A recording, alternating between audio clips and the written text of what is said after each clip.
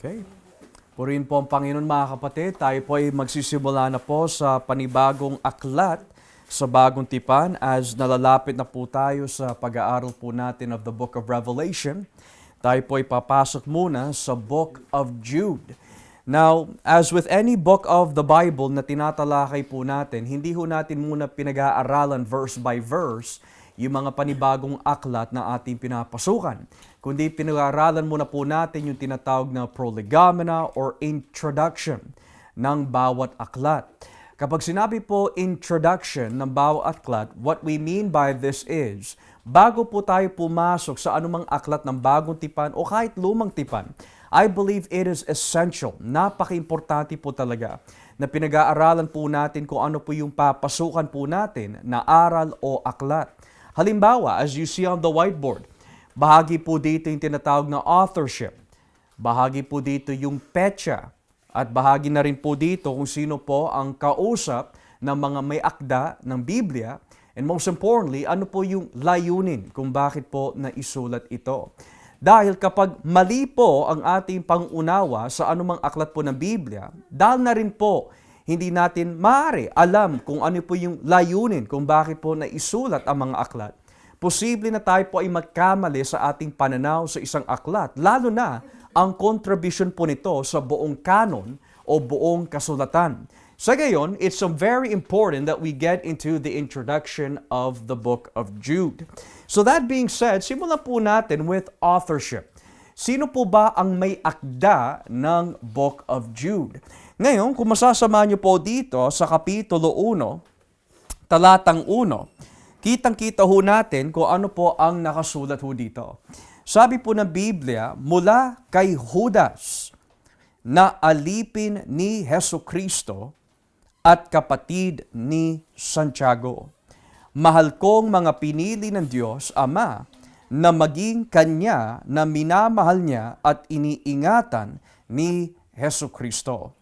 Or in English, Jude, a servant, or more literally, slave of Jesus Christ, and a brother of James. So dito, napakalinaw kung sino po ang may akda. Sabi ng Biblia, ang pangalan po niya ay Jude. Kaya lang, when you look at the New Testament, lalo na po ang four Gospels, may mga nabanggit po na mga pangalan na Jude. First and foremost, may tinatawag na Jude, who is the son of James. And then, may tinatawag na Jude Iscariote. And then, may mga binabanggit po na Jude that is in different parts of the book of Acts. Pero how can we determine kung sino po ang may akda ng Jude na ito? And the key here, sabi po ng Biblia, mula kay Judas na alipin ni Hesukristo at kapatid ni Santiago.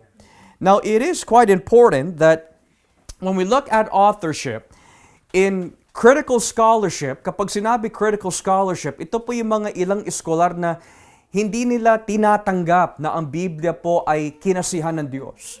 At dahil po dito, ang kanilang pananaw sa authorship is that kung sino man itong Jude na ito, hindi talaga siya ang sumulat, kundi ginamit lamang po nila ang pangalan po nito upang maging sikat ang kanyang liham o mensahe. Subalit, makikita po natin in church history, ang authorship po ng Jude ay nahuhulog po sa tatlong kategorya. Unang-una, may tinatawag po Helvidian view. Helvidian view.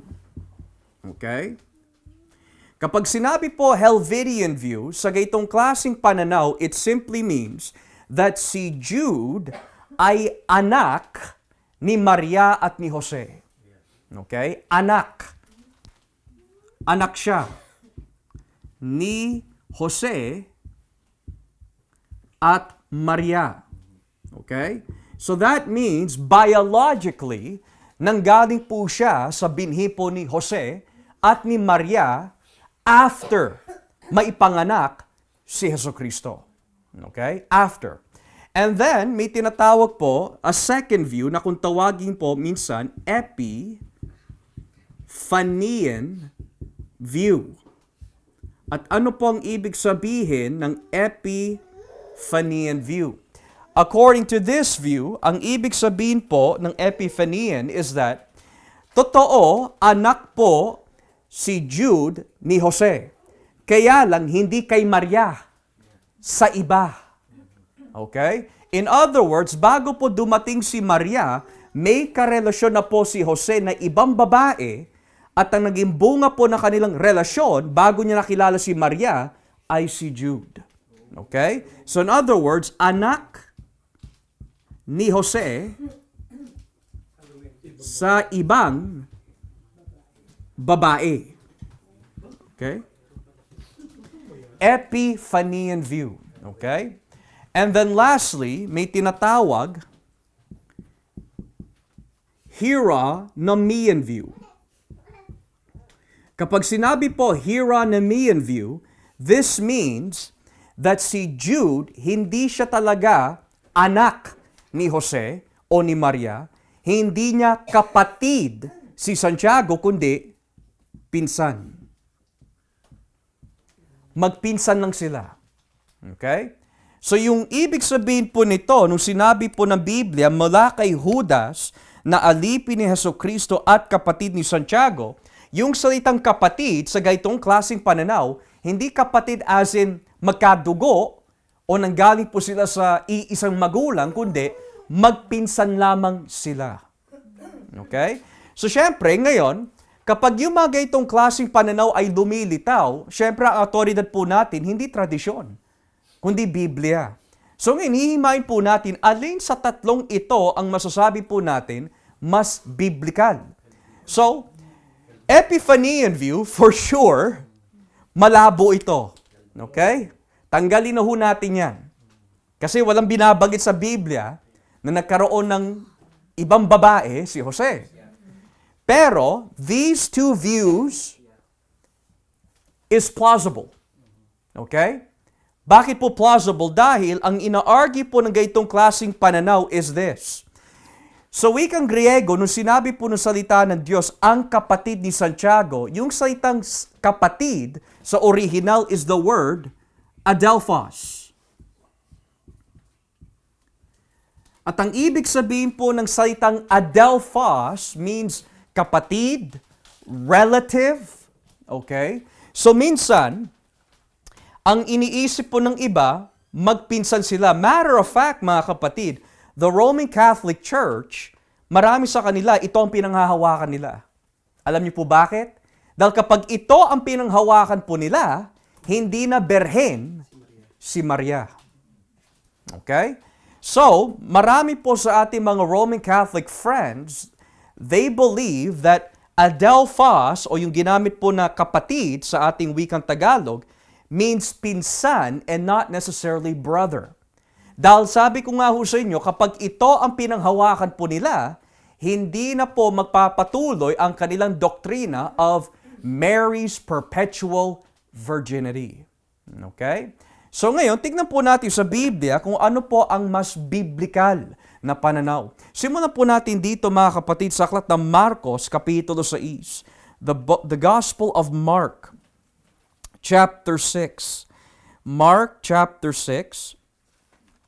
At simulan po natin dito in verse 3. Okay? Mark chapter 6, beginning at verse 3. Tignan niyo po ang sinasabi ng salita po ng Diyos. Hindi ba't siya ang kaperterong anak ni Maria at kapatid ni na Santiago, Jose, Judas, at Simon? Hindi ba't ang mga kapatid niyang babae ay dito rin nakatira sa atin? At hindi siya pinaniwalaan. So dito, sabi po ng Biblia, may mga kapatid po siyang lalaki. Santiago, Jose, Judas, Simon. Bukod pa ho dito, may mga kapatid din po siya ng mga babae na hindi rin po binanggit ang kanilang mga pangalan. Moreover, kung babasahin po natin ang Mateo, Kapitulo 13, Mateo, chapter 13, talatang 55, Matthew chapter 13, beginning at verse 55, Tignan niyo po ang nakalagay po dito. Matthew 13 verse 55.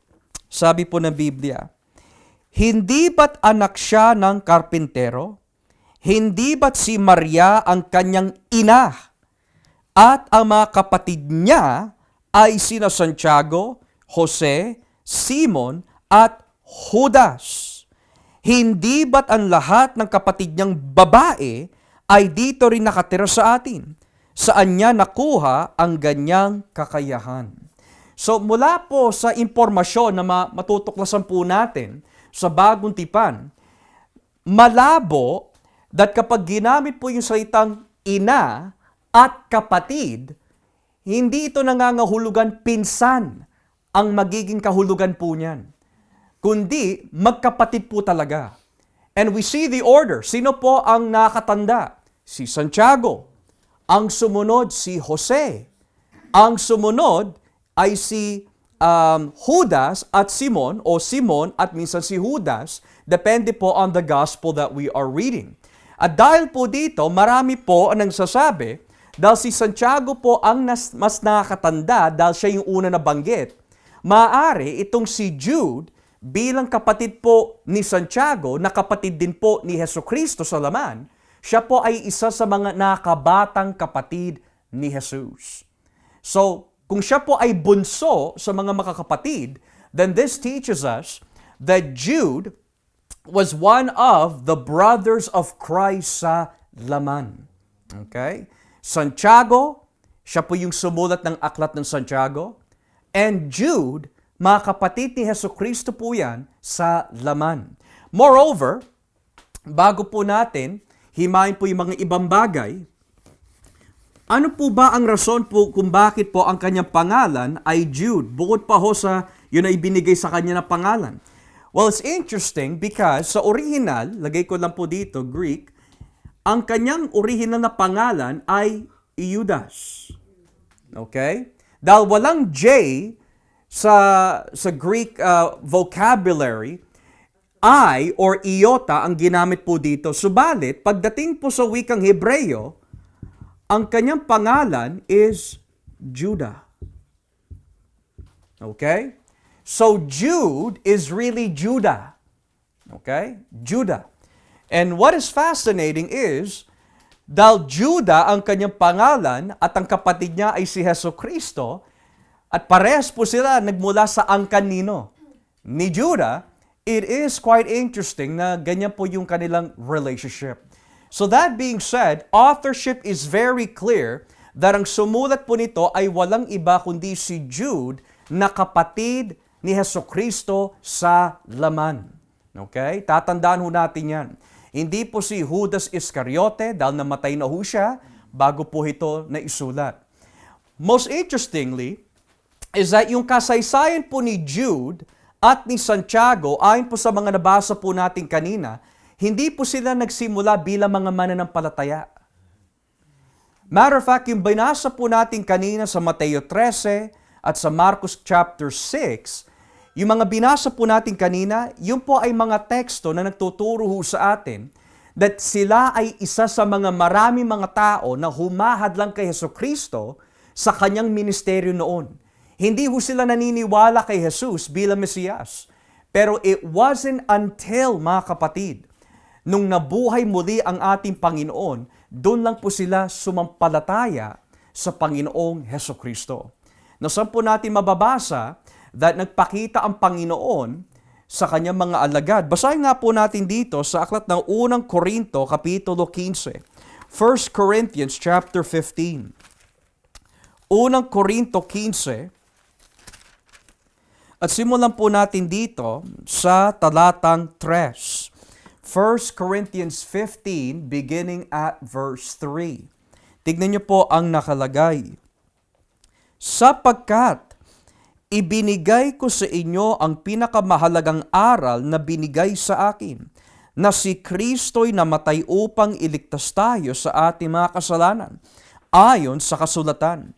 Inilibing siya, ngunit muling nabuhay sa ikatlong araw, ayon din sa kasulatan. Nagpakita siya kay Pedro at sa iba pang 12 apostol. Pagkatapos, nagpakita rin siya sa mahigit na 500 na mga kapatid na nagkakatipon. Karamihan na sa kanila ay buhay pa hanggang ngayon. Ngunit ang ilan sa kanila ay patay na. Nagpakita rin siya kay Santiago at pagkatapos sa lahat ng apostol. So dito, bakit po sumampalataya si Santiago? Dahil nakita po niya si Jesus. Now, it is debated kung itong Jude ay apostol. We simply do not know. Ang sabi lang po ng Biblia, ako ay si Judas, alipin ni Jesucristo. Na bakit hindi na lang po niya sabihin, ako si Judas, kapatid ni Jesucristo. Ganon din kay Santiago. Bakit alipin ang ginamit nila? Bakit hindi na lang kapatid? Kasi kung tutuusin, kapatid naman po talaga nila si Jesus sa laman. Bakit hindi na lang nila gamitin yung salitang kapatid?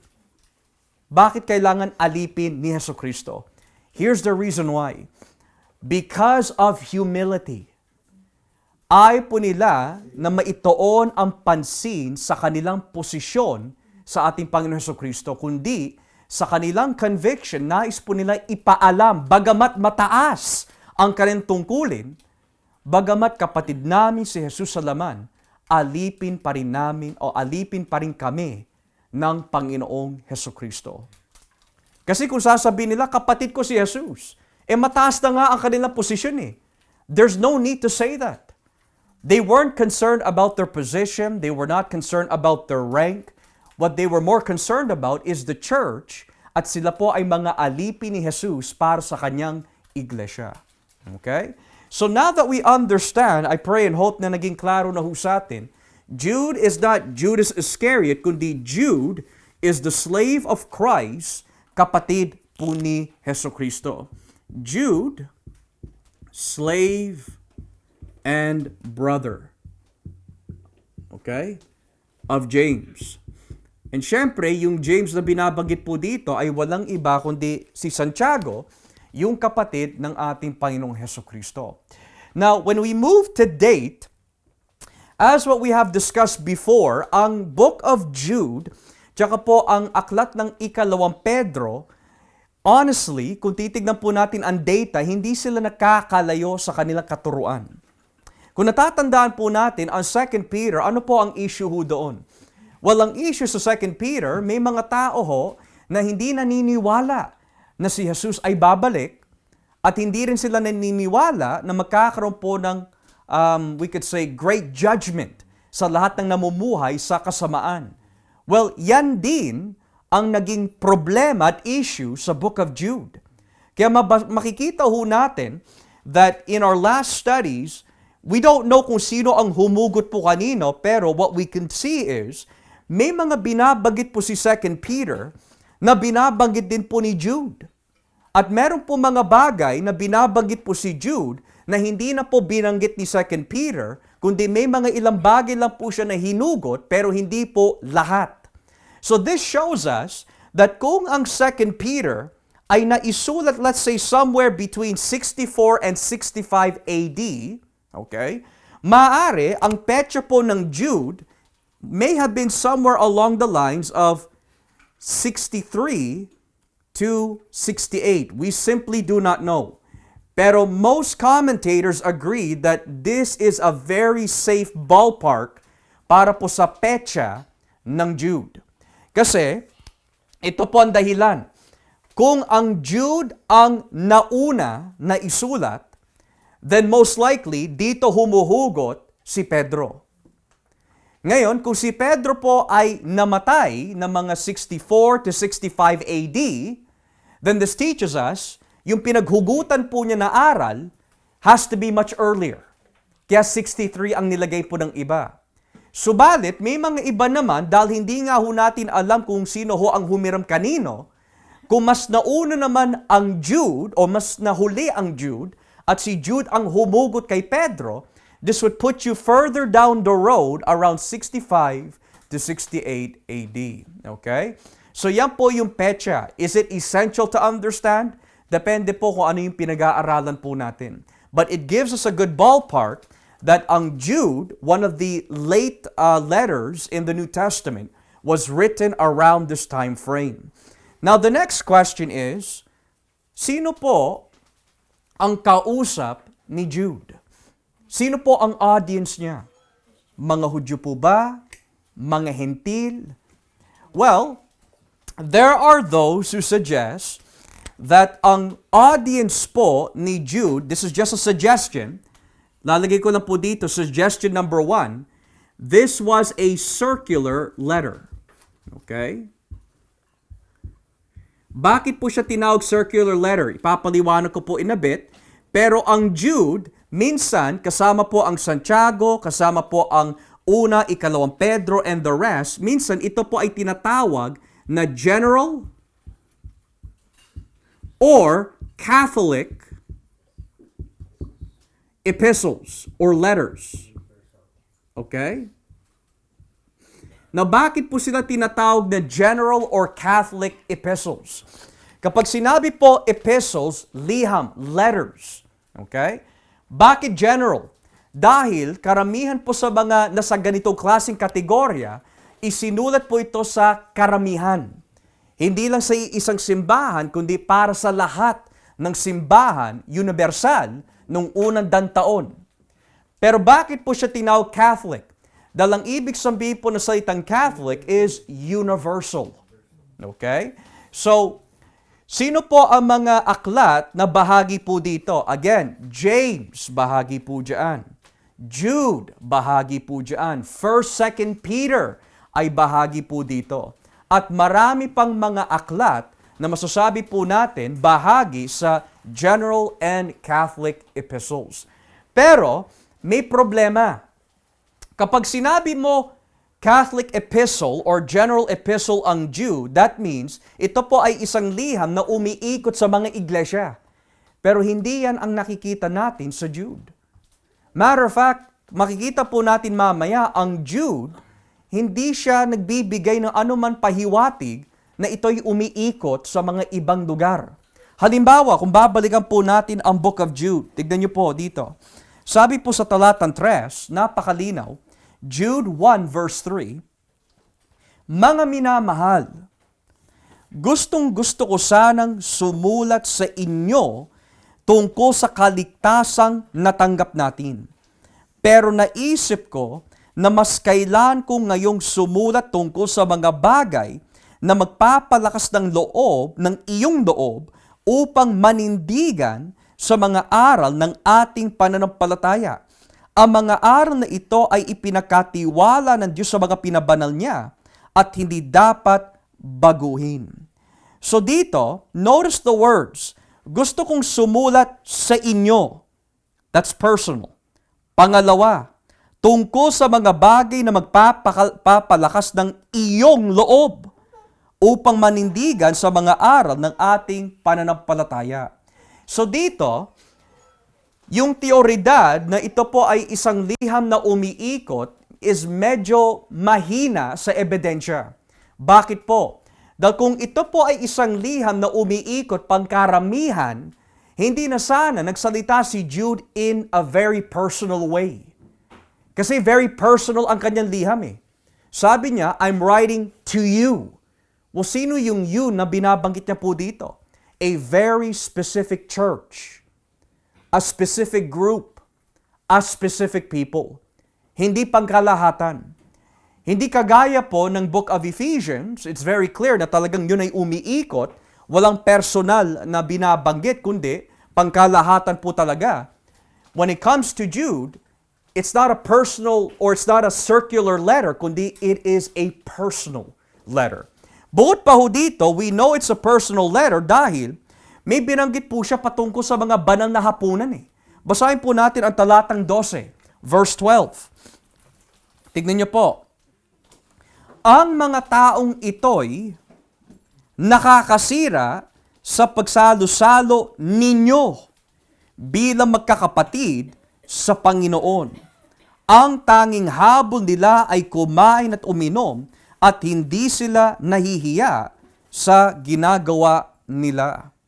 These people are blemishes at your love feasts, eating with you without the slightest calm, shepherds who feed only themselves. So bakit may nabanggit po siya, banal na hapunan, kung saan pumapasok ang mga false teachers, napaka-specific ng binabanggit po ni Jude dito. So hindi po pwede, now we could say that it was a letter to a specific church, pero maaari, pagkatapos po na mabasa ng mga ito, maaari ipinadala sa mga ibang simbahan. We simply don't know. But what we do know, yung titulo na Catholic Epistle na umiikot po siya is very weak in its argument and internal evidence dahil napaka-personal ng liham. Okay? He's speaking to a specific group of people. Okay? So now that we understand that this is a part of the audience, sino po ang kanyang kausap po dito? Since it's a specific church, sino ang kausap niya? Mga Hudyo o mga Hentil? That's the question. Well, balikan po natin ang Jude 1 at tignan po natin yung mga ginamit ng halimbawa ho dito. Basahin po natin dito sa talatang 5, verse 5. Kahit alam nyo na, gusto ko pa rin ipaalala sa inyo na kahit iniligtas ng Panginoon ang mga Israelita sa pagkakaalipin sa Egypto, sa bandang huli ay pinatay niya ang ilan sa kanila dahil hindi sila sumampalataya sa Kanya.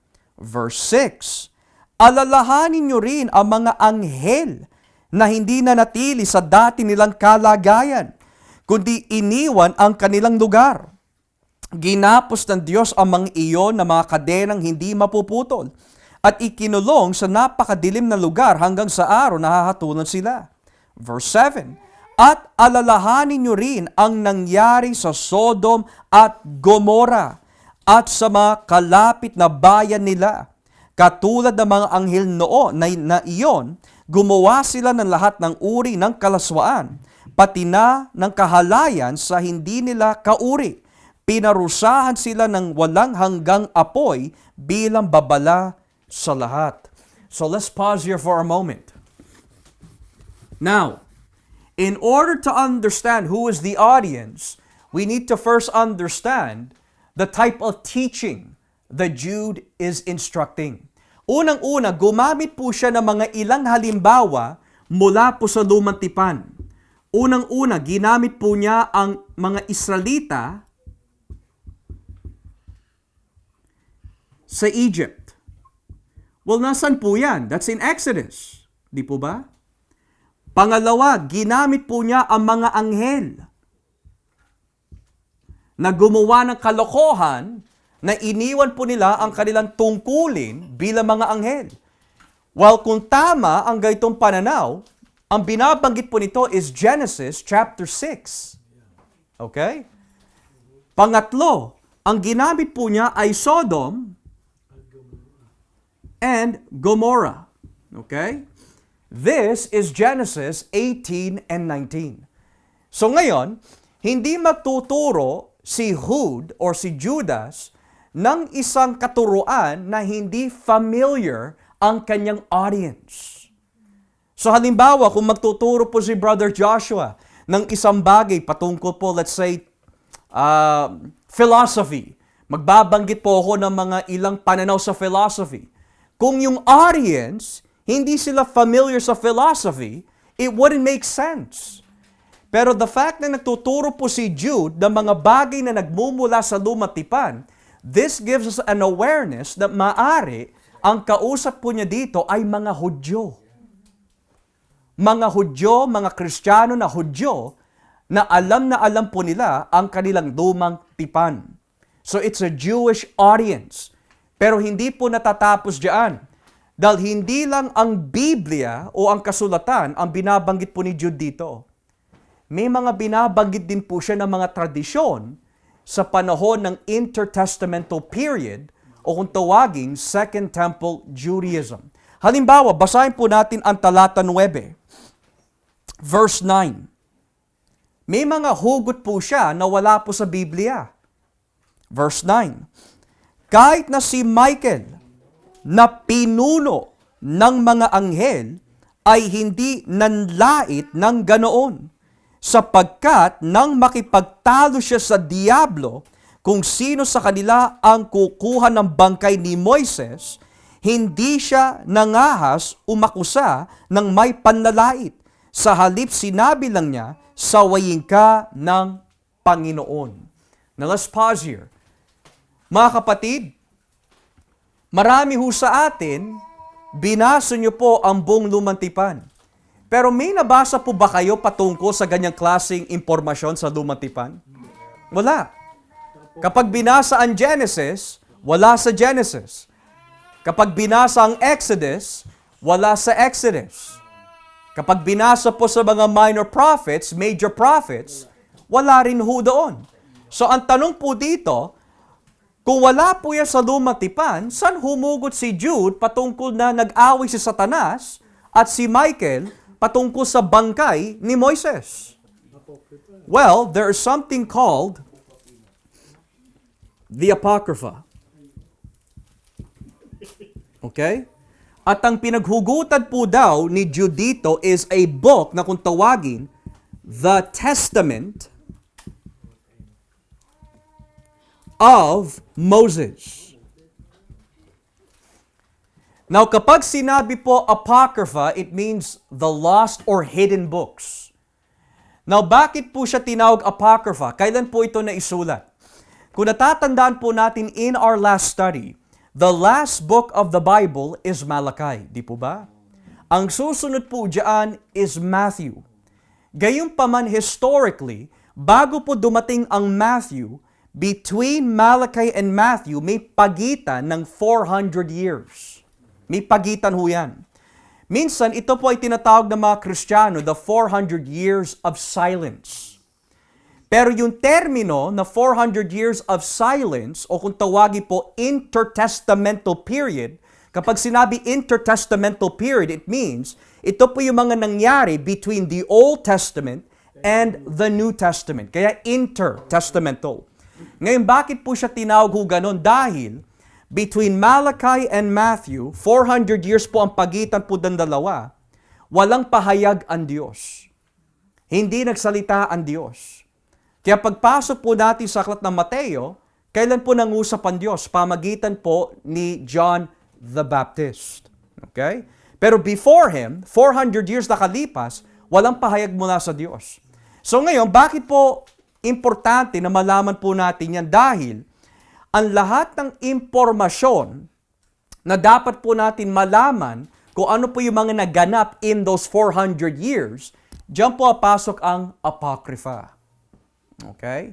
Now, marami ho sa atin, we would say, ang Apocrypha ay masama. Ang Apocrypha ay nanggaling sa demonyo. And we should be very careful. Dahil kapag binasa po natin ang Apocrypha po ay tinatanggap ng mga Hudyo bilang mga historical books. Pero hindi porket historical books po sila, ito po ay kinasihan ng Diyos. Okay? They are historical, but they are not inspired by God. So bahagi po dito is the Testament of Moses, which means may mga aklat kung saan nakatatak daw ang pangalan ni Moises, pero hindi talaga si Moises ang sumulat ito. Kundi ginamit lang po ang kanyang pangalan para lang magkwento upang maging sikat ang kanyang liham, pero hindi talaga si Moises ang sumulat nito. Okay? Bukod pa ho dito, kung babasahin po natin ang talatang 14, may ginamit din po si Jude dito, verse 14 and 15. Talatang 14. Si Enoch, nakabilang sa ikapitong henerasyon mula kay Adan, ay may propesiya tungkol sa kanila. Sinabi niya, makinig kayo. Darating ang Panginoon na kasama ang libo-libo niya mga anghel para hatulan ang lahat at parusahan ang mga hindi kumikilala sa Diyos dahil sa masasama nilang gawa at masasakit na pananalita laban sa Kanya. So here we see, sino po yung ginamit? Enoch. Now si Enoch, he's also in the Old Testament and he's found in Genesis chapter 5. Genesis 5 and Jude. These are the only occurrences for Enoch. Genesis 5 and Jude. Now here's what's interesting. Now Hebrews 11 also talks about the hall of faith, pero yung description of Genesis 5 and Jude is very detailed. So Genesis 5, the only thing that we know about Enoch is that he was 65 years old nung tinawag siya ng Panginoon, and he started to walk with God for 300 years. At pagkalipas po ng 300 years, kinuha po siya ng Diyos na buhay sa langit. That's all we know. Wala na binabanggit.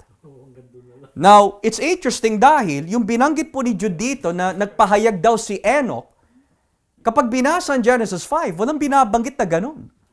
Ang sinabi lang, he walked with God, tapos ang usapan, inakit na siya. Walang binabanggit that he was prophesying. Pero saan po nakuha ni Jude yung ganito impormasyon? Again, humugot po siya sa Apocrypha or Pseudepigrapha, at yung aklat na pinagkuhanan po niya is 1 Enoch, chapter 1, verse 9. Okay? So ngayon, you have Old Testament scripture na ginamit po ni Jude, pero may mga ginamit din po siya na mga aklat na hindi naman itinuring banal na kasulatan. Now, dahil po si Jude at si Pedro, sa ikalawang Pedro ay gumamit po ng Apocrypha, ito ang dahilan kung bakit po sa sinaunang kasaysayan ng simbahan, hindi agad tinanggap ng unang simbahan ang Jude at 2 Peter bilang kinasihan ng Diyos. Bakit po? Dahil kung ito'y kinasihan ng Diyos, bakit pa sila hihiram sa Apocrypha? So naging issue po yan in the first 200 years of the early church. But it wasn't until the 4th century, nung tinanggap na po ng Eastern Church and Western Church, na ang Jude tsaka ang ikalawang Pedro ay kinasihan ng Diyos. Now this is important because kung ikaw ay tatanungin mga kapatid, this is a very valid question. Kung ang isang tao ay pinapatubayan ng banal na Espiritu, bakit pa ba gagamit ang Diyos ng mga aklat na hindi naman niya kinasihan? That's a very valid question. Pero kapag sinabi natin, hindi kinasihan ng Diyos ang Jude dahil gumamit po siya nito, then dapat ganun din ang gamitin natin na prinsipyo laban kay Pablo. Dahil kahit si Pablo, may mga ginamit din po siya ng mga philosophers para lang maihatid ang mensahe ng Diyos upang maunawaan nila ang kanyang mensahe. Ginamit po niya si Epimenides. Ginamit po niya yung mga ilang Greek philosophers sa panahon po ng Book of Acts para lang maunawaan nila ang katotohanan patungkol sa Ebanghelyo na nais po niya ihatid. So, here's another example. Minsan kapag tayo po ay nagtuturo, nangangaral o nagbabahagi, di ba minsan gumagamit po tayo ng mga halimbawa? Pero hindi porket yung mga halimbawa na pinaghuhugutan po natin, nangangahulugan, kinasihan po yun ng Diyos. Kundi gumagamit po tayo ng mga halimbawa upang magbigay ng larawan sa kahulugan ng katotohanan na nais po natin ipresenta sa kanila. Pero hindi nangangahulugan that porket gumamit po si Jude ng mga Apocrypha, sinasangayunan po niya na ang mga ito ay kinasihan ng Diyos. Kundi may mga aral ang mga ito na masasabi po natin totoo at hanggang doon lang yung rason kung bakit niya ginamit. So kung may mga ilang katotohanan na nakapaloob po dito, ginamit po niya ang mga aklat na ito dahil ang kanyang audience, well aware po sila sa ganyang mga klaseng katuruan. In other words, yung audience na kausap po ni Jude, they are familiar with these books. And if they are familiar with these books, nais po gamitin po ni Jude ang mga halimbawang ito na kilalang-kilala sa mga audience upang maibigay po niya ang binibigay ng Diyos sa kanya na mensahe. Okay? So yun po ay lagi po natin tatandaan. Gumamit po siya ng Old Testament scripture, gumamit po siya ng Apocrypha. Sa gayon, kung ito po dalawa ang ginamit po niya, ano po ang genre o estilo ng pagkakasulat ng Jude? So, burahin ko muna ho ito. And I will say that dahil po gumamit po siya sa Jewish tradition at gumamit din po siya from the Hebrew Bible, ang tawag po sa estilo ng pagkakasulat po ni Jude is a midrash. Okay? Jewish midrash. Kapag sinabi po midrash, this simply means ang may akda ng anumang liham, gagamit po siya ng mga halimbawa mula sa mga ibang tradisyon para lamang maihatid ang kanyang mensahe. So ulitin ko ho, kapag sinabi Jewish midrash, humuhugot po ang may akda sa mga tradisyon para lang maibigay ang kanyang mensahe. So dahil po ang Apocrypha is Jewish and the Hebrew Scriptures are Jewish, kaya po siya tinawag Jewish Midrash. Humuhugot po sila sa mga tradisyon ng mga Hudyo, kasulatan man o hindi, para lang maihatid ang mensahe na nais po niya maihatid. So that being said, maari ang kausap po ni Jude po dito ay mga Jewish believers na naninirahan sa mga lugar ng mga Hentil. They are Jewish believers that are living in Gentile regions. Okay? That perhaps is the possibility. So as we now come to the last part, the purpose, ano po ba ang layunin ng Book of Jude? Bakit po ito naisulat? Number one, to remind the church about the gospel. To remind the church about the gospel. Verse 3, basahin po natin, talatang 3. Jude 1, verse 3. Tignan nyo ha. Mga minamahal, gusto ko sanang sumulat sa inyo tungkol sa kaligtasang natanggap natin. Pero naisip ko na mas kailangan ko ngayong sumulat tungkol sa mga bagay na magpapalakas ng iyong loob upang manindigan sa mga aral ng ating pananampalataya. Ang mga aral na ito ay ipinagkatiwala ng Diyos sa mga pinabanal niya at hindi dapat baguhin. So here's the reason. To remind the church about the gospel and to guard it. Why do they need to guard it? Ano po ang nagiging issue? Kagaya po ng 2 Peter, may mga nakapasok na false teachers. Basahin po natin ang talatang 4. Sino po ang mga ito? Verse 4. Sumulat ako sa inyo dahil hindi ninyo namalayan na napasok kayo ng mga ilang tao na pinipilit baguhin ang mga aral tungkol sa biyaya ng Diyos upang makagawa ng kalaswaan. Tinalikuran nila ang ating Panginoong Hesukristo na nagmamay-ari ng ating buhay. Sila'y mga taong walang Diyos na noon pa man ay nakatakda ng parusahan ayon sa kasulatan. So ito ay nagtuturo sa atin, Jude was writing out of urgency to protect the church with the gospel na ibinigay sa kanila dahil may mga nakapasok na false teachers.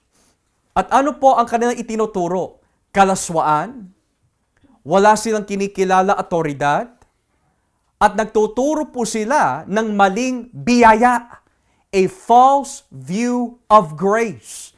Na how do we know maling biyaya ang kanilang hinahatid sa church? Basahin po natin ang talatang 8, verse 8. Ganyan din ang mga taong nakapasok sa inyo nang hindi ninyo namalayan.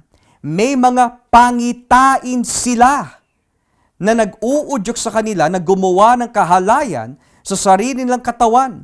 At dahil din sa mga pangitaing iyan, ayaw nilang magpasakop sa kapangyarihan ng Panginoon at nilalait nila ang mga makapangyarihang nilalang.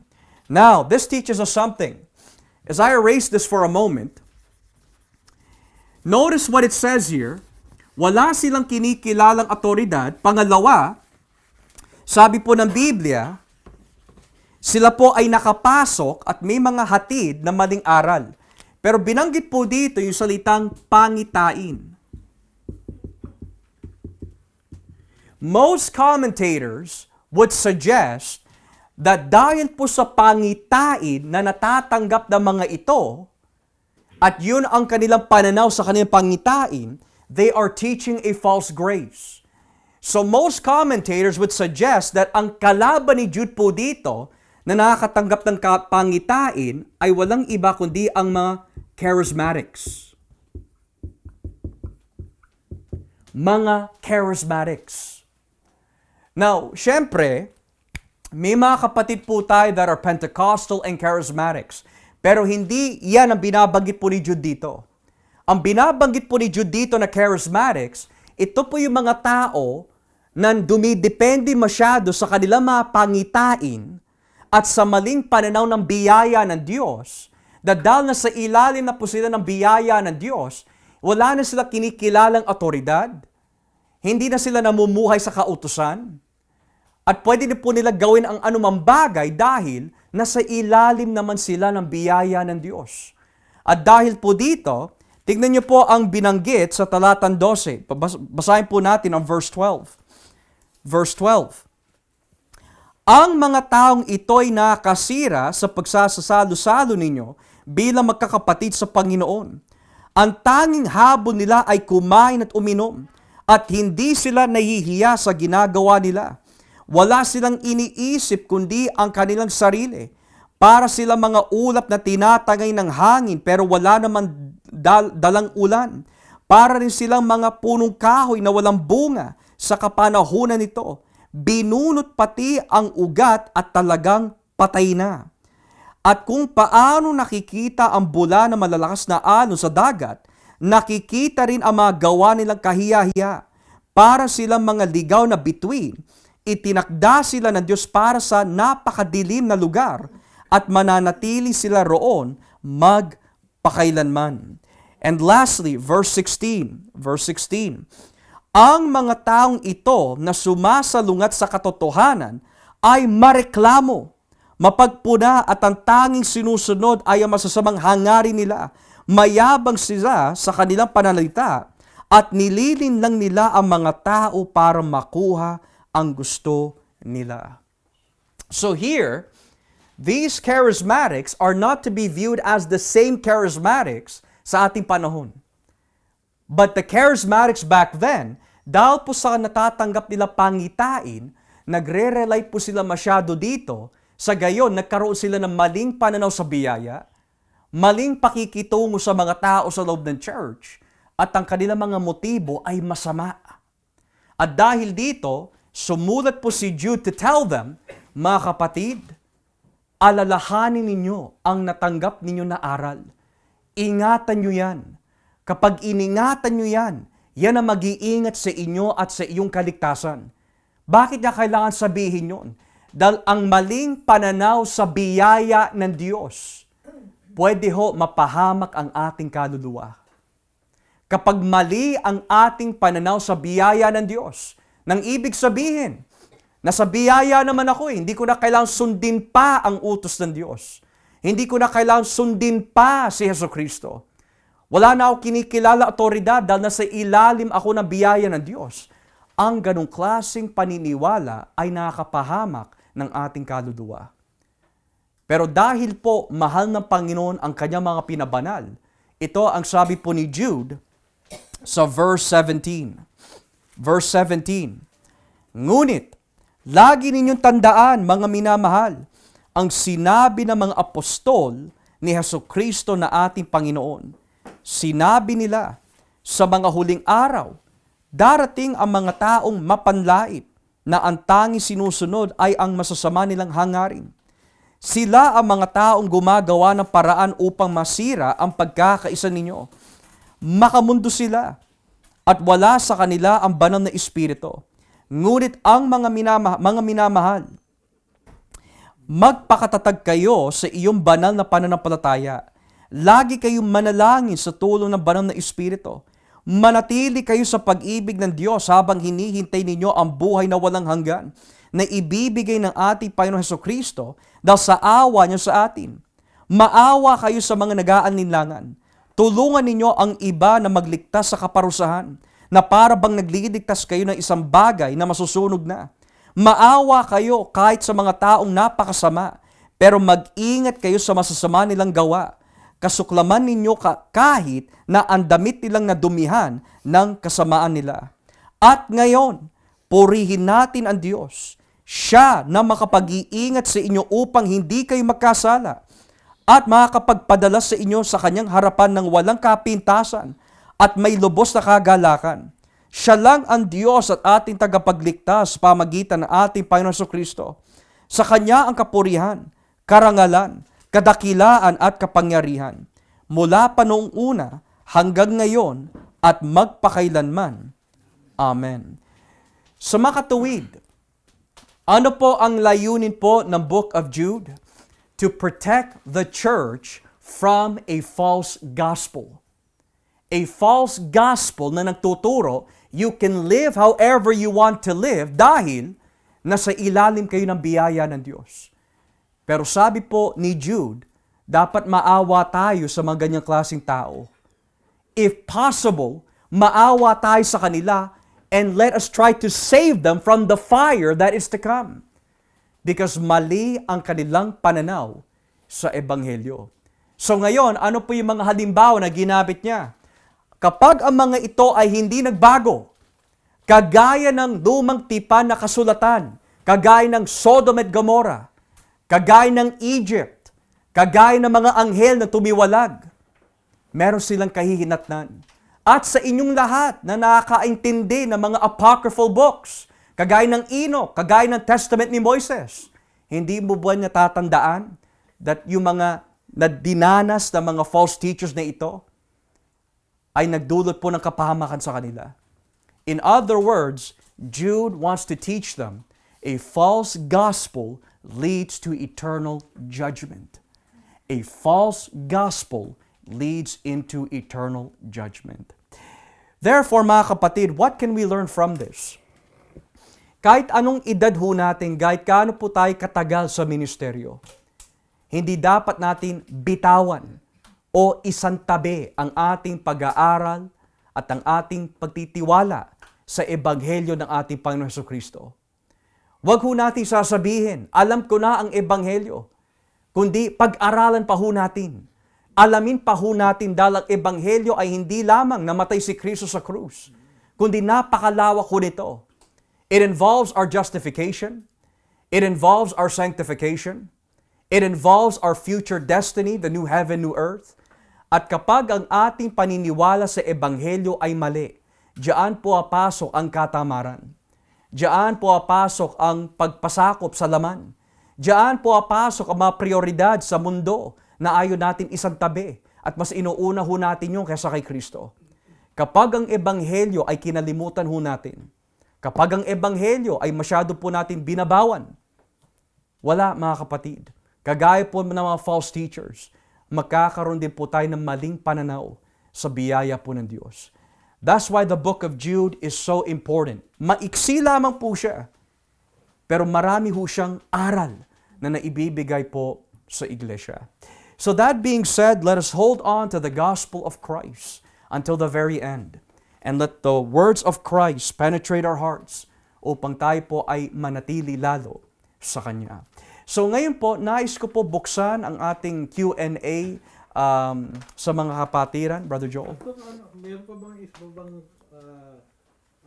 tawag sa pangitain sa Tagalog? Yung ba tinatawag din Vision? Pero English ho yun eh, vision eh. Yun nga, yung may... meron pa bang ibang tawag mo sa pangitain na yun? Sa English alam ko vision. Pero kasi malalim yung pangitain eh. Siguro mali po ang Tagalog ko po na ito. Pero when I think of pangitain, parang yung panaginip pero bukas ang ating mata. Would it be a trance? It's like a trance, yeah. Parang nagde-daydream, gano'n. Well, it's not daydream. Kumbaga parang, kung sa panaginip, kaya siya tinawag panaginip dahil natutulog tayo. Ang pangitain ay parang panaginip pero hindi ka natutulog. Kumbaga nakikita mo sa iyong harapan.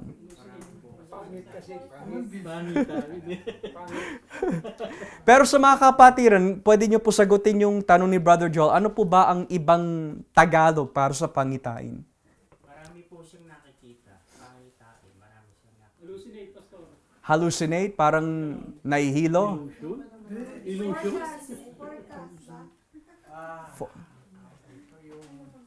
Nag-i-illusion, gano'n. Nag-i-illusion. Ito na lang, vision na lang para ano. Vision na lang para, okay? Vision na lang, okay? Pangitain or vision, okay? Instead of V, B na lang gamitan. Okay? Yes, brother. Pastor, regarding do sa nabanggit nyo kanina na yung sa hindi inaproban ng mga ibang mananampalataya yung Peter saka yung Jude. Anong dahilan bakit nila na-aproban? Ano pong dahilan? Bakit nila in-aproban? Yeah, that's a very good question. We can say that over time, kumilos po ang banal na espiritu in the church. And the reason why hindi po ito agad tinanggap, and it's a very minor reason, pero yung minor reason po dito is gumagamit nga po sila ng apocrypha. Pero wala sa kanilang mga katuruan na masasabi natin sumasalungat sa Ebanghelyo. Now, the reason why it took that long, the major reason is because yung mga natanggap po ng Eastern Church ay hindi agad natanggap ng Western Church. Nang ibig sabihin, may mga aklat na hindi pa dumarating sa mga ibang churches. Kaya tumagal po ng ganun. At that time, wala po sila yung FedEx walang UPS at that time. So it had to take long, tapos pinag-aaralan pa nila, maigi, what really went on. And dahil po sa internal witnessing ng banal na espiritu, tinanggap po ng both Western and Eastern Church. Yeah. So, hindi po nila isinantabi as false doctrine. Pero they put it under review na kung tawagin po disputed books. By disputed, pinag-aaralan pa nila kung talagang dapat ba o hindi. Because they were struggling sa paggamit nila ng Apocrypha. Okay? Anyone else po have other questions? Related or unrelated? Ma? May tanong ho kayo? Hindi, parang ano lang ako doon sa pangitain. Ano ba yun iniisip? Vision. Vision. Yeah. Kasi ang ano the best way that I can explain this is it's not daydreaming pero may nakita ka. Pinakitaan ka ng Panginoon something. Kagaya po ni Pedro. Nasa tuktok po siya in Joppa. Pero may nakita po siya na vision or a trance. Hindi siya natutulog, hindi siya nananaginip, pero biglang may nakita ho siya. Yeah. Okay. Pero itong mga pangitaan ito, hindi sumasalungat sa salita ng Diyos. Kumbaga, Hindi hindi totoong galing sa... Well, it was if you're saying Jude was the one that received the vision? No, yung mga taong... The false teachers, yeah. So yung mga tinatawag na charismatics, Yung mga invento lang nila. we could say it may have been from the doctrines of demons, we don't know, or could have been from their own hearts, right? Pero they say that nagkakaroon daw sila ng pangitain. Pero maaari, dahil wala nga sa kanila ang banal na espiritu, that's definitely the work of Satan. It's the work of Satan. Okay? Anyone else po? Have any other questions? Related, unrelated? Brother June, may tanong ho kayo? Nag-iisip din sa pangitain. Spa. Vision. Okay? How about for those at the stairs, may tanong po ba kayo? Okay. Brother Ray, you have a question po? Ano bang ibang book, Pastor, na gumamit na parang humugot din sa Apocrypha or Pseudo-Apocrypha? Yes. Meron po bang ibang? 2 Peter. Second Peter. But 2 Peter, humuhugot siya sa Jude. If that's correct. Kasi the reason why if that's correct, because we don't know kung sino ang humugot kanino eh. If it's true na si 2 Peter po ang humugot po kay Jude, then that means pati na rin yung mga books and teachings of the Apocrypha, ginamit din niya as illustration. Or it could have been si Jude ang humugot kay Peter. But whatever the case might be, it's Jude and 2 Peter na gumamit po ng mga pseudepigrapha apocryphal books. Okay? Anyone else po may mga katanungan related on, bro? Di ba, Pastor, meron rin sa Old Testament, was it 2 Kings ba yun? Nabanggit na there's also some sort of tradition or libro rin na Gumamit siya sa history. The book of Jasher? Yeah. The book of Jasher, yeah. That one, it would not be considered as the same as this. But it's it's a historical book that we no longer have. Maari nasunog na or ano, we really don't know. And there's actually a lot of them. There's one called the Book of Jasher, and then sa panahon yata ni Joshua, there's a Book of Wars. Kung hindi ako nagkakamali. I can't recall where that is. I think it's somewhere in First Chronicles, I think. Somewhere there. I can't recall by memory. Pero they are considered like historical books at that time. Nire-record nila yung mga events and whatnot. So, ang pinakamagandang explanation sa mga skeptic na paano natin masasabi na kinasiyahan niya ng Diyos ay gumagamit nga ng mga Sure. literature na hindi namang kinasiyahan ng Diyos. Sure. So, the best explanation ba ng Pastor kagaya ng sinabi mo is humuhugot lang sila from these sources Where it contains truth. bilang halimbawa Yes, yeah. upang maipaliwanag ng maayos sa mga audience na may alam Na may alam doon. Exactly, yeah. para lang maibigay sa kanila yung tunay na mensahe ng Diyos. Yeah, exactly. So I'll get one example, one poor analogy would be, let's say, ang mga kausap mo puro mga sports fans, mga mahilig sa sports. Okay, gagamit ako ng Sports Illustrated magazine. Huhugot ako ng impormasyon doon para lang maihatid ko yung analogy na mula talaga sa Diyos. But does that mean Sports Illustrated is inspired by God? No, it's just you're using the information na may halong katotohanan. And by halong katotohanan, what I mean by this is that kung yung impormasyon doon ay hindi naman kasinungalingan, at least a certain section, then God will always use truth to convey His truth. Okay? Or use facts to convey a truthful revelation. Okay? Brother June? So ang ibig sabihin nun ginagamit niyo kasi nangyari talaga. Nangyari.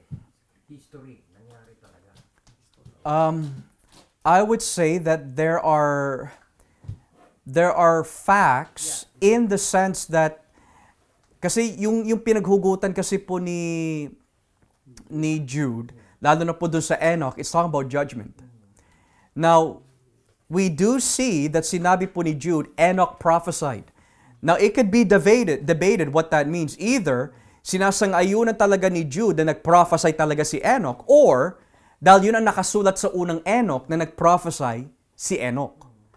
Pangalawa, nung ginamit po niya yung Testament of Moses, kinakwento po niya something that was familiar to the people, hindi dahil sinang-ayunan niya, kundi meron siyang aral na gusto po niyang banggitin po doon. And that is, yung aral po doon is not so much yung nag-away sila sa katawan, kundi, notice the last word there, hindi nilait ni Michael si Satanas. Pero ang mga ito, nanlalait. So, ang ginamit po niya na truth claim doon is yung slandering. Yeah. So, we could say that the books itself are in history, but whether they happened or not, is unknown. It's unknown. Sa aking pagkakaintindi kasi sinabi niya yun, kasi malapit pa sila doon sa nangyari, yung panahon na yun, maaaring natatandaan pa nila yun. That's only if we give the fact that si Enoch talaga sumulat nun. Yeah. So because it's well attested na hindi talaga si Enoch ang sumulat noon, maari may tradisyon, Brother June, that you're right, may tradisyon that umiikot, that may have been close to their time, pero ginamit lang yung pangalan ni Enoch. Pero whether nag-wrestle talaga si Satan at si Michael, the Bible doesn't give much information. Ang alam lang po natin, ang Diyos ang nagtago eh. And I don't think that ibibigay ng Diyos kay Michael yung katawan ni Moises because it simply doesn't make any sense. Kasi malinaw na binabanggit po doon that God is the one who buried Moses. So, whether angels had an idea about that, I'm not too sure. Yeah. Okay. Thank you po for your question. Yes, ma'am. Curious lang ako, Pastor, bakit it took 400 years yung from Malakay bago pumasok ang Matthew? Yes. What's the reason? Ibig ba sabihin, hindi nangusap ang Panginoon bago pumasok ang, not until Matthew came, in the book of Matthew came, bago siya sumulat and everything. Ano kayang The reason for it? That's a good question po. I would say it's divine providence po talaga may. Plano po talaga ng Diyos. On the other hand, theologically, if we were to ask the question theologically, I would say there's no other reason why na kailangang magpahayag pa ang Diyos if the last book of the Old Testament ay tumutukoy na may darating na Elijah na magpapahayag. So habang hindi pa dumarating si John the Baptist as the one in the spirit of Elijah, there's no reason why God would speak pa. So in other words, the last prophetical revelation na ibinigay po ng Diyos is anticipate this prophet. So walang pahayag for 400 years. Now if we say 400 years is a long time, we could also say that from Isaiah to Jesus, it's 800 years. And then from Genesis 3:15 to Jesus, it's another 4,000 something years. So there's a lot of time that nakalipas. But that being said, I think theologically po it's because God wanted to end off the Old Testament with, abangan mo yung taong may pahayag mula sa ilang. And nung dumating na si John the Baptist, that was in fact the answer. Okay? Kaya nga, ang pagpasok po natin sa bagong tipan, ano po yung tanong na mga para sa iyo? Ikaw ba si Elias? Ikaw ba ito? Ikaw ba yan? It's because may inaabangan ho sila. Okay? Anyone else have other questions?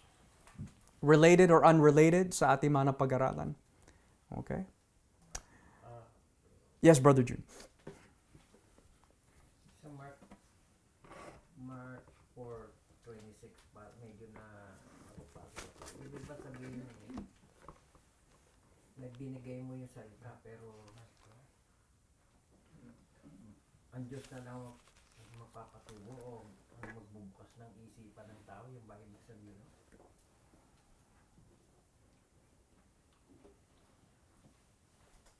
Mark 4:20. So yung talinghaga, sabi po dito, he also said, sorry? 25, at 26 ba yun? 26. Yung parable talinghaga of the growing seed? Yes, at 26. So he also said, this is what the kingdom of God is like. A man scatters seed on the ground, night and day, whether he sleeps or gets up, the seed sprouts and grows, though he does not know how.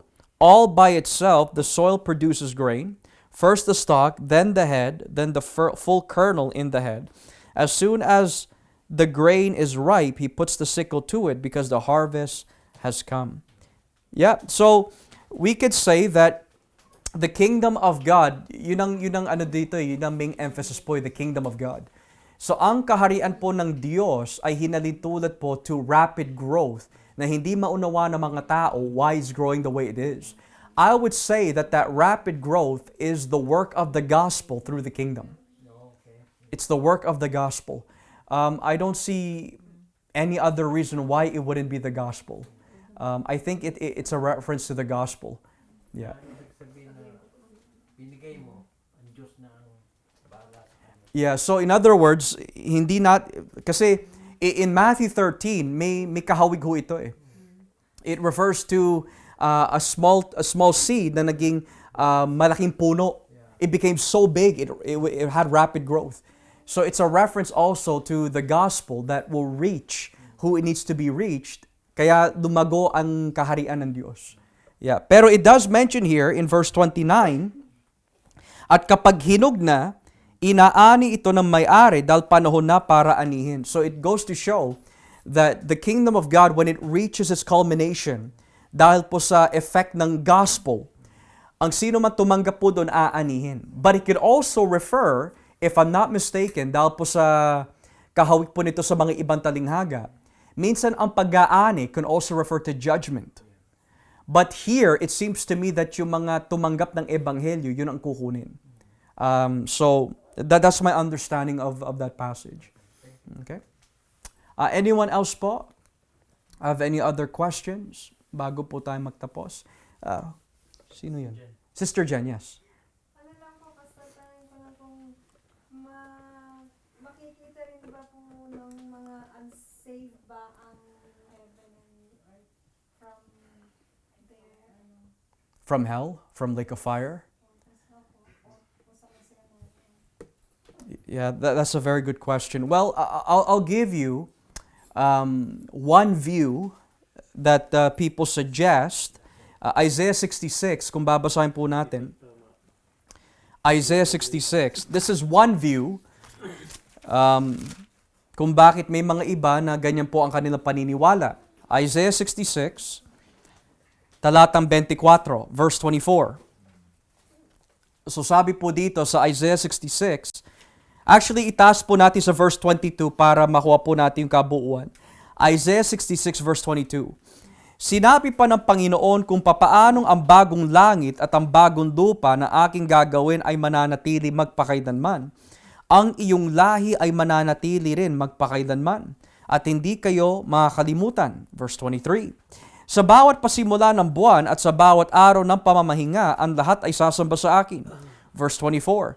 At paglabas ng mga sumamba sa akin sa Jerusalem, makikita nila ang bangkay ng mga taong nagrebelde sa akin. Ang mga uod na kumakain sa kanila ay hindi mamamatay at ang apoy na susunog sa kanila ay hindi rin mamamatay. At pandidirihan sila ng lahat ng tao. So ayon po sa gaytong klaseng teksto, may mga ilan, Sister Jen, that suggest that at the new heaven, new earth, kapag nahulog, let's say, yung mga tao sa lake of fire, papanorin po nila yung mga pinabanal ng Diyos na enjoy sa new heaven, new earth. So that's one suggestion. Pero, yung binasa po natin in Isaiah 66, 22 to 24, I believe this is to be understood sa gaytong paraan. Ang mga nasa Mesiyas ay papasok sa bagong langit, bagong lupa. Yung mga wala sa Mesiyas, hindi sila parte ng bagong langit at bagong lupa, kundi ang kanilang anyo ay parang mga bangkay na inuuod, which is another way of saying na parang they're not a part of the new heaven, new earth, kundi they are part of hell. They're a part of damnation. And the reason why I would say that they are in hell is because sinabi ni Kristo that yung mga nasa impyerno, Mark chapter 8 or Mark chapter 9, yung mga nasa impyerno ay inuuod. At yung apoy ay hindi tumitigil. And in Jewish idiom, that's another way of saying that yung uod, posible, ang nilalarawan po nun is the guilt ng kanilang mga kasalanan. They're being eaten up by their guilt na hindi pa napapatawad ng Diyos. At yung apoy po doon, it could either be literal or it could be figurative, that yung galit ng Diyos na hinalintulad sa apoy, hindi rin tumitigil. Dahil nga na hindi nila tinanggap ang ebanghelyo. Now, when we get to Revelation, chapter 20 to 22, walang binabanggit po doon that papanoorin po tayo ng mga nahulog sa impyerno. But what it does say is this, kung babasahin po natin ang Revelation 22, ito po ang nakalagay, Revelation 22, talatang 14, ito po ang nakalagay. Mapalad ang naglilinis ng mga damit nila, dahil papayagan silang makapasok sa lungsod at kumain ng bunga ng punong kahoy na nagbibigay buhay. Pero maiiwan sa labas ang masasamang tao, mga mangkukulam, mga immoral, mga mamamatay tao, mga sumasamba sa mga Diyos-Diyosan, at ang lahat ng nabubuhay sa kasinungalingan. So dito, ito lang ang huling nabanggit, Sister Jen, patungkol po sa mga taong hindi papasok sa bagong langit at lupa. And karamihan po sa mga nabanggit po dito, sila yung mga nasa labas. So kapag sinabi po nasa labas, that's another way of saying, yan po ay katumbas ng sinabi ni Kristo, into outer darkness, where there is weeping and gnashing of teeth. So sila po ay nasa impyerno, pero walang binabanggit po dito na nanonood po sila o nakikita po nila na nag-e-enjoy po tayo sa bagong langit at lupa. So I would go that far. Okay? Walang masyado detalye na binabanggit. Brother June? So, paano may-reconcile yun, Pastor, doon sa kay Lazarus? I would call that more of a parable. Parable. It's a parable, yeah. Of course, good Christians debate on that if it was real or not. But given that yung unang bahagi of Luke 16 ay tumutukoy po doon sa matalinong alipin, which is a parable, I would assume that the second half, kung saan tumutukoy sa mayaman at sa mahirap, is also a parable. I don't think he would be talking in the first section, parable, tapos the other one, real life. I think they're all a parable. But it could be debated. It's still debated. Yeah. Pero di ba, Pastor, normally mga talinghaga, walang mga pangalan na binabanggit? Sure, but that's a rule that is not forbidden in parables. Yeah. There's nothing in the Word of God that says, or there's nothing rather in any parables that says that a man cannot use a name in a parable to illustrate truth. But it's a good point kasi karamihan sa mga parable, ito yung simula niyan eh. May isang lalaki, o may isang hari, o may 10 berhen, pero hindi binabanggit yung pangalan. So the argument is there's no rule that says you cannot use a name. But there's also a good argument that says that if it was truly a parable, bakit sila gumagamit ng mga historical figures? Wouldn't that be lying? Right? So again, it's debated. But in my understanding, it could be a parable. Pero katotohanan. It's truthful because it's giving a truthful message. And the message naman kasi po doon sa Luke 16:19 pababa ay tumutukoy sa mga taong ayaw tanggapin ang ebanghelyo. So ngayon, nagbigay po sila ng talinghaga using Abraham, dahil para sa mga Hudyo, Abraham was their father. And they're saying that, anak, kung hindi kayo makikinig kay Lazaro, hindi kayo makikinig sa mga taong nangangaral sa panahon ninyo, how much more na makinig pa kayo kung may isang tao na nabuhay mula sa mga patay? And tinutukoy po niya si Jesus eh. Jesus already resurrected, hindi pa rin nila tinanggap ang kanyang mensahe. So we always want to look at, mga kapatid, these truths. Every time gumagamit po ang ating Panginoon ng mga talinghaga, wag mo lang po titignan yung mga ibang detalye. Tignan po natin the overall message. And the overall message is not may impyerno, may langit, and nag-usap po yung dalawa, kundi yung mensahe kung bakit niya ginamit yung talinghaga na yun is because people will not believe the truth. Okay? That's the overall message. Okay? Yes, Sister Jen. Yung pastor, ano bang, parehas lang po ba yung eternal damnation at saka yung eternal separation from God? Yes, opo.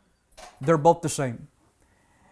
Because if you're separated from God eternally, that means hindi langit ang baksak mo, kundi impyerno ho. So that would be eternal damnation. Para kasi may nabasa ako na, ewan ko saan ko ba nabasa na, hindi dapat sabihin na eternal damnation, hindi eternal separation from God. Parang ano. I think that would be wrong, Sister Jen, because kapag binasa po natin ang Matthew chapter 23, ano po sabi po ni Kristo sa mga Pariseo? Who can save you from the damnation that is to come? So kung si Kristo na po nagsabi, damnation that is to come. Kapag sinabi kasi damnation, that's the same word as you're eternally condemned. Wala ka ng pag-asa. Ngayon, I also agree that may katuruan about eternal separation. Halimbawa po, sinasabi po ng Biblia sa Mateo 25, isa-separate po ni Kristo ang mga tupa sa mga kambing. That's eternal separation ho yun. Bukod po dito, we also see in Matthew 13, may talinghaga, isa-separate po yung wheat from the tares. So, eternal separation, eternal damnation, different words, pero iisa lang po ang kahulugan nila. Kasi when you say eternal separation, saan mo sila inilalayo? From where? From the kingdom of God. And when you say eternal damnation, where are they destined to go? Impyerno. So they would be one and the same po. Okay? Any last questions bago po tayo magtapos? Okay? So, kung wala na po tayo mga katanungan, tayo na po ay magbigay na po ng doxology sa ating Panginoon.